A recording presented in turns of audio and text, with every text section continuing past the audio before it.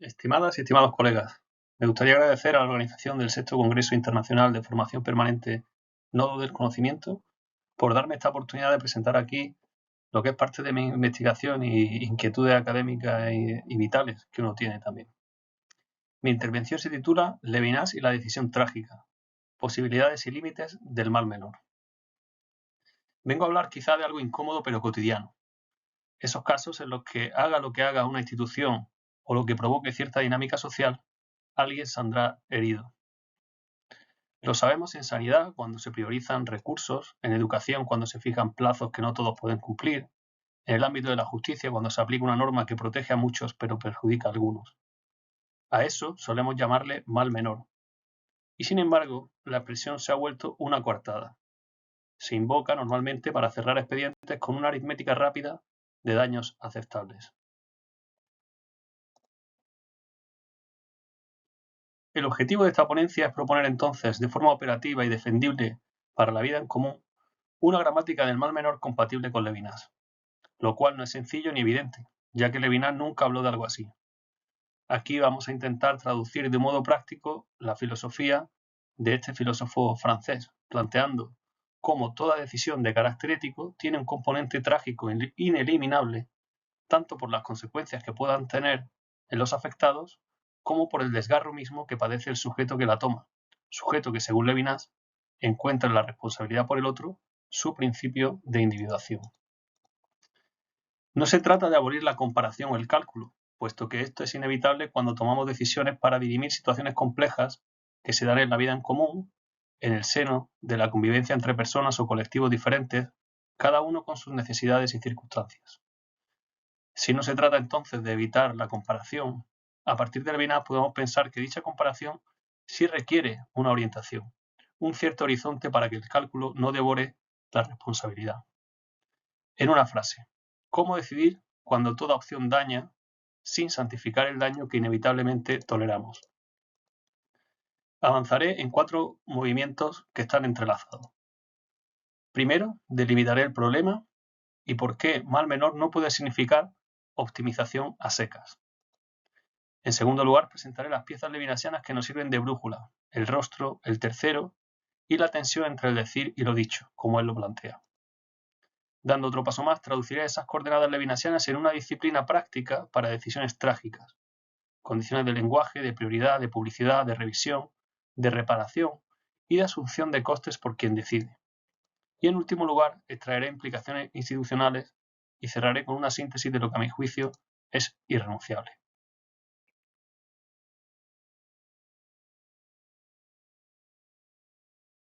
Antes de comenzar, no obstante, quizás sea conveniente aclarar algunos puntos para enmarcar lo que queremos tratar.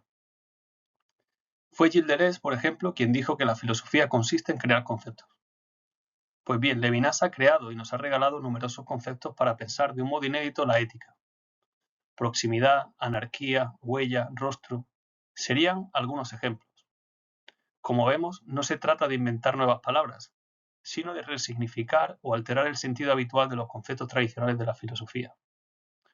Quizá en ese sentido lo más llamativo es cómo se presenta la misma idea de la ética en su propuesta, pues no significa lo que tradicionalmente entendemos por tal.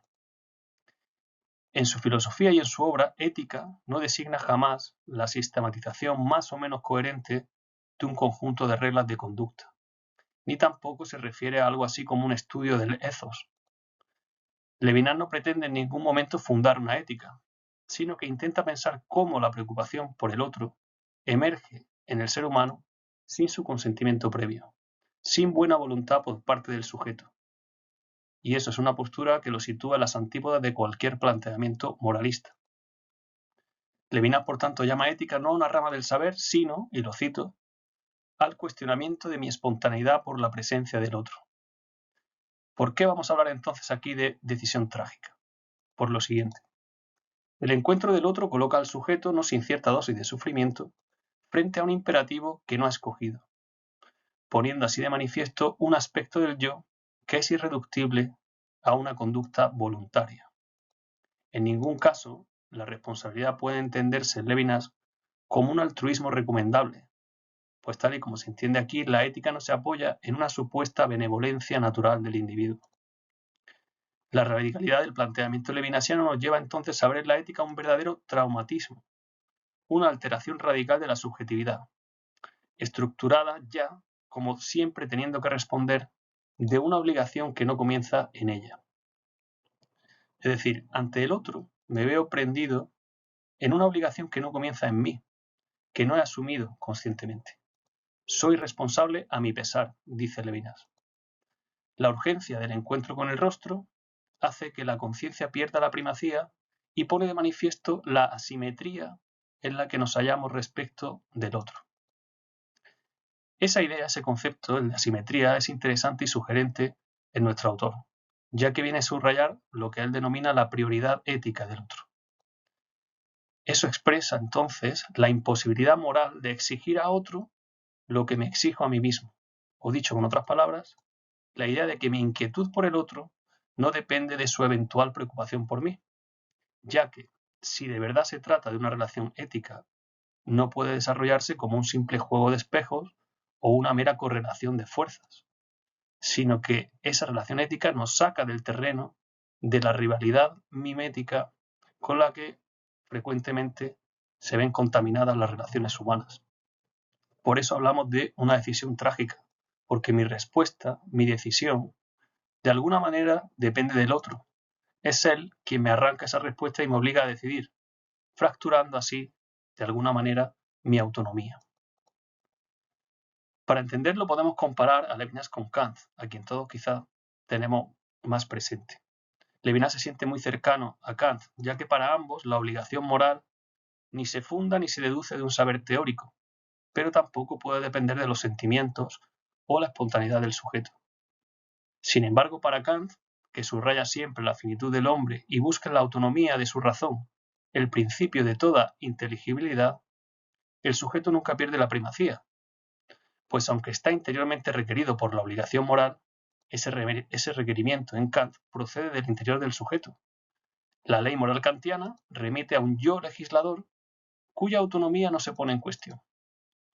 Para Levinas, en cambio, cuando el sujeto responde a la llamada del otro, el imperativo moral se nos impone de una manera heterónoma ante la vulnerabilidad de su rostro.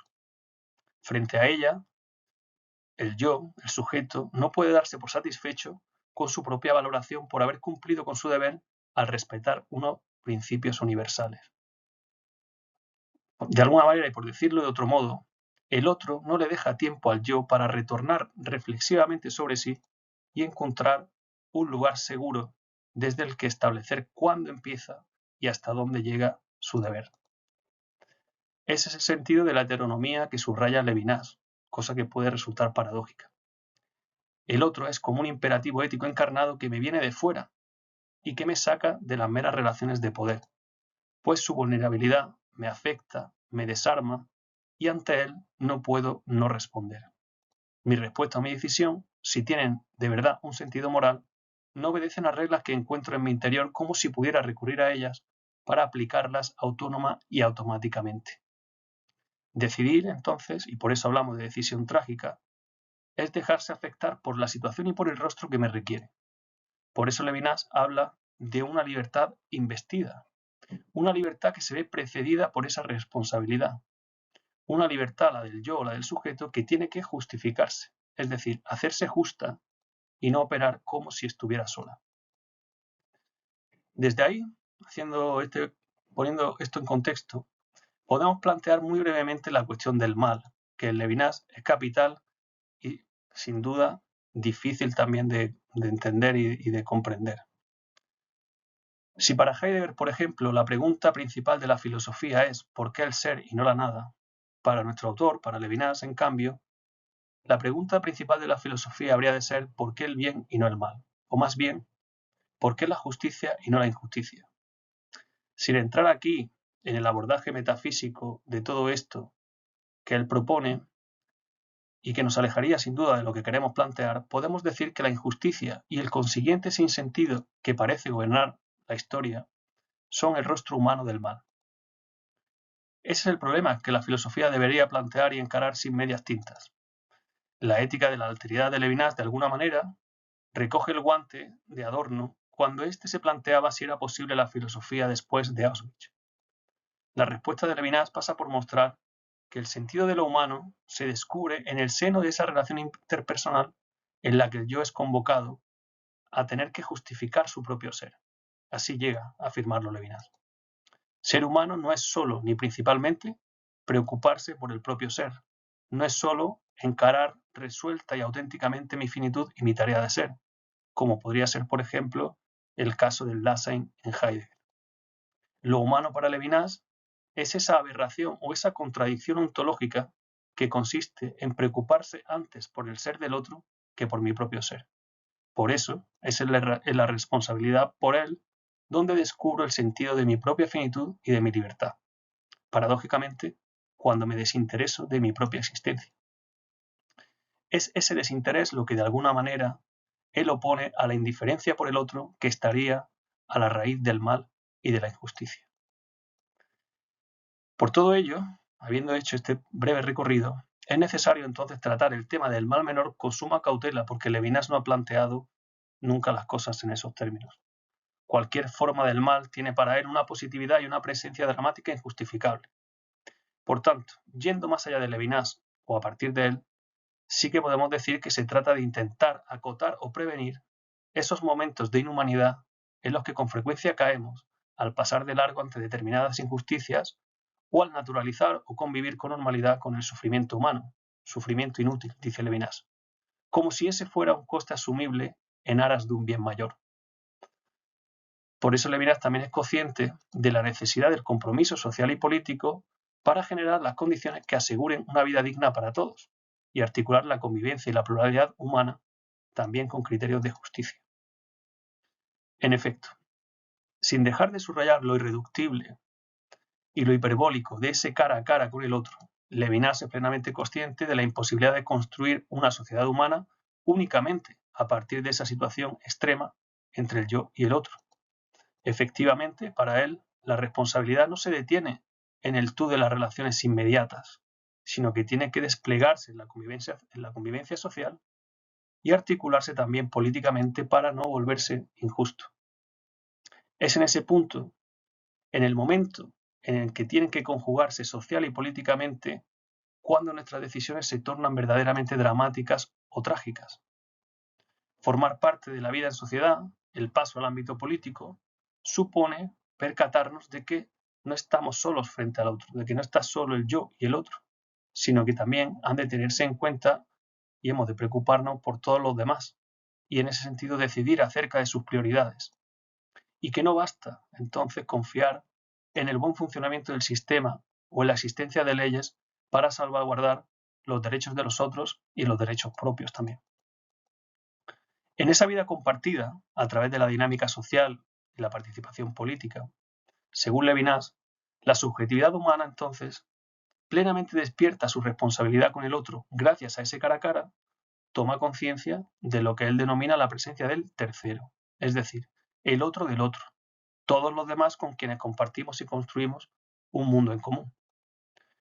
Con su exigencia de justicia, el tercero abre el ámbito de una convivencia basada en el reconocimiento mutuo, abre el terreno de la política, donde se exige el cálculo, la comparación entre los incomparables, dice Levinas, la inteligibilidad del sistema. La irrupción del tercero radicaliza las exigencias morales de justicia, intentando llevarlas más allá, al imperativo de pretender una cierta igualdad allí donde se plantean las relaciones de poder de una vida en sociedad que se organiza políticamente. Precisamente aquí, por tanto, es donde creemos que cabe hablar de una gramática del mal menor, yendo más allá de lo propuesto por Levinas, para intentar traducir su propuesta de un modo concreto. Hablamos de gramática porque se trata de conjugar nuestra responsabilidad, la responsabilidad de cada uno en singular, con esos objetivos de justicia que han de ir traduciéndose en una cultura de derechos que aseguren la igualdad de todos. Y el mal, o la indiferencia, o el sufrimiento invisible, corre el riesgo de colarse en esa vida en común como algo normal si como ciudadanos caemos en la tentación de creernos exentos de responsabilidad en la construcción de un sistema político cuya racionalidad no puede funcionar mecánica y automáticamente. Es decir, para Levinas, si la igualdad que ha de presidir la convivencia social y la entrada en el ámbito político transforman al sujeto ético en ciudadano, ese título, el título de ciudadano, no hace desaparecer al sujeto ético, pues su responsabilidad no se ve rebajada por el hecho de que existan leyes e instituciones que velen por la justicia. Defendiendo la necesidad de la política, la legitimidad de las instituciones y el valor de una cultura cívica, Levinas alerta contra la amenaza que sobre todo eso se cierne si de ella se ausenta esa dimensión humana. Para prevenir eso, por tanto, es pertinente, creemos nosotros, hablar del mal menor, un mal que puede desprenderse de nuestras decisiones en el trato social o de medidas adoptadas institucionalmente, si estos se desarrollan como aplicación mecánica de valores o normas que ya damos por sentados. Se trata, por tanto, de que la dinámica social y la acción política no enmascaren, bajo la apariencia de racionalidad o neutralidad, lo que es un daño injustificable o insoportable. Es un mal o un daño que debe salir a la luz, que debe nombrarse para que efectivamente sea menor, es decir, para reducirlo y no normalizarlo, para que no se convierta en sufrimiento inútil y gratuito, justificado como daño colateral, consecuencia indeseada o coste inevitable. Si la convivencia y la organización política exigen, efectivamente, como dice Levinas, la tematización y el cálculo, dicho cálculo, si de verdad está presidido por la igualdad y orientado por la justicia, no puede dejar lo que antes hemos denominado la asimetría, es decir, la prioridad ética del otro. Esto significa que nuestra responsabilidad en ese plano, la de cada uno, en el plano social y político, no desaparece, ni ha de diluirse en un sistema o en una dinámica que funcione puramente con criterios técnicos, lo cual, en estos tiempos nuestros de inteligencia artificial, es especialmente urgente. Para hallar esos criterios, precisamente, proponemos entonces esta gramática del mal menor, un mal que hay que visibilizar y combatir para restañar lo que en el fondo es una herida del vínculo social y que agudiza nuestra responsabilidad en la medida en que nos permite tomar conciencia del componente trágico de nuestras decisiones. Bueno, pues dicho esto, habiendo hecho este preámbulo, podemos entrar quizá en materia, ir al grano de lo que queremos proponer. Cuando en el ámbito público decimos mal menor, solemos querer decir que esta opción causa menos daño agregado y que por lo tanto sería la correcta. Esa contabilidad parece sensata, pero tiene por lo menos dos trampas. La primera es que homogeneiza pérdidas que no lo son. No pesa igual retrasar una prestación que perderla del todo. No es lo mismo recortar una comodidad que recortar una posibilidad de vida. La segunda coartada, o la segunda trampa, borra a quien soporta el daño residual, lo deja sin nombre, lo deja convertido en mero coste. ¿Qué aporta aquí Levinas? Un gesto muy sobrio. La ética no nace del equilibrio de intereses, sino del mandato del rostro. Antes de cualquier contrato, el otro me obliga porque me interpela. No matar, no despojar, no abandonar, en definitiva, responder. Responder a esa vulnerabilidad. Si Levinas sitúa el origen del sentido en esa escena, eso no nos dispensa de calcular. Nos obliga a calcular de otra manera, eso sí. En la vida en sociedad comparece entonces, como hemos dicho, el tercero, es decir, los otros afectados por lo que decido. El tercero nos mete de lleno en el ámbito de la justicia. Justicia siempre, también justicia social. Hay que comparar, medir y dar razones públicas. Pero en este pero está la clave. La comparación no redime el daño residual. En palabras llanas, que algo sea menos malo no lo convierte en un bien. Podemos poner un breve ejemplo de todo esto para situar el tono y el espíritu de esta reflexión hecha a partir de Levinas. Pensemos en un hospital que restringe visitas en una planta para reducir contagios en un pico epidémico. Es una decisión defendible, siempre que no la vistamos de bien. Es un mal tolerado para evitar otro mayor, se suele decir, y por eso obliga a algo más que explicar la curva. Obliga, diríamos desde estas exigencias levinasianas, esta traducción ética de la política, obliga a nombrar el perjuicio, a poner fecha de revisión y a compensar. Establecer canales de videollamada, establecer horarios ampliados cuando baje el riesgo, etc. Si una medida así se queda en es lo menos malo y punto, ya resbala hacia la coartada. ¿Podemos avanzar algunos pasos? recuperando las piezas de este puzzle que nosotros montamos desde Levinas. La primera pieza sería lo que hemos denominado rostro. Nunca para Levinas es una imagen plástica, ni tampoco una imagen tierna. Es, como hemos dicho, una interpelación. El rostro habla, dice Levinas. Me impone una prohibición previa a cualquier aritmética. Si olvidamos esto, el cálculo se vuelve ciego y acaba justificándolo todo por el bien mayor. Segunda pieza, que también hemos mencionado, el tercero. El cara a cara no sucede en el vacío, siempre hay otros afectados. Con el tercero, ya lo hemos visto, nace la preocupación por la justicia. Reglas, procedimientos y plazos que son necesarios para todo ello. Sin esa traducción a lo común, la responsabilidad se degradaría en favoritismo opaco, es decir, la ética obliga a la política, no la sustituye. Tercera pieza, el decir y lo dicho. La forma en que Levinas tiene de plantear toda su propuesta dentro de ese giro lingüístico propio de la filosofía de finales del siglo XX. Levinas distingue efectivamente entre el decir, la exposición viva al otro, la respuesta que me desinstala, y el dicho, las normas, las categorías, los protocolos que hacen comunicables y previsibles nuestras decisiones. Necesitamos lo dicho para vivir entre muchos, para vivir en sociedad, articulando necesidades y prioridades distintas. Pero el dicho debe permanecer bajo la vigilancia del decir, bajo la corrección permanente del decir. Cuando el procedimiento se autonomiza, es decir, cuando nos limitamos a cumplir el protocolo, la justicia se endurece y deja restos que no se ven. Cuando al revés apelamos solo a la respuesta o al vínculo sin reglas, arruinamos lo común. Cuarta pieza, la sustitución. Una idea muy paradójica y muy fuerte de Levinas. Quien decide no es un mero observador neutro que suma costos desde fuera. Responde del otro y ante el otro. Ese ponerse en lugar del otro no es sustituirlo en el ejercicio de su libertad ni hurtarle a él su responsabilidad, mermando su autonomía, sino que para Levinas esa idea de la sustitución quiere decir hacerse cargo de su vulnerabilidad, sentir como propio su sufrimiento o su daño y saberse responsable por las condiciones que pretendidamente o que en principio iban encaminadas a asegurar su libertad. En ese sentido, esto tiene una consecuencia práctica muy clara: asumir cargas propias para que el peso de la decisión no recaiga siempre en los mismos o no se diluya en la neutralidad del sistema. Si los derechos del otro son también mi responsabilidad, eso implica no escabullirse de esa carga confiando en que solo las leyes o las instituciones nos bastan para asegurar un trato justo.